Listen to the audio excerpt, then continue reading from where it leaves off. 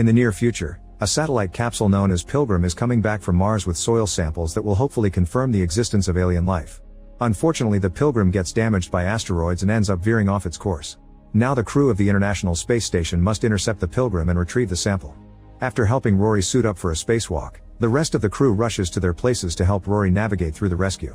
Rory floats outside to reach the station's mechanical arm and guides it to catch the Pilgrim, which suddenly comes at great speed and causes the whole station to shake when they make contact.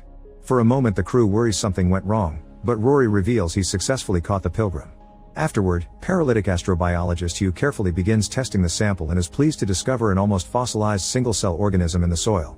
He tries to reanimate the organism, but there's no reaction, so he decides to mimic the atmosphere from Proterozoic Earth by adding a growth hormone. This time it does work and the organism starts moving, so the crew celebrates having found the first proof of life beyond Earth. Soon the news outlets on Earth are covering this amazing discovery, so the crew appears on TV to show their work in the station and how everything works for kids to learn, including explaining how astronauts go to the bathroom. A particular school has been given the honor to choose a name for the organism, and the kids decide to name it Calvin, which is celebrated by a huge crowd on the streets. Sometime later, Dr. Miranda checks on David's health as she expresses her concerns because David has been in the station for 473 days, which will soon become a new record. His atrophy has accelerated and he's close to his radiation limit, but David doesn't care.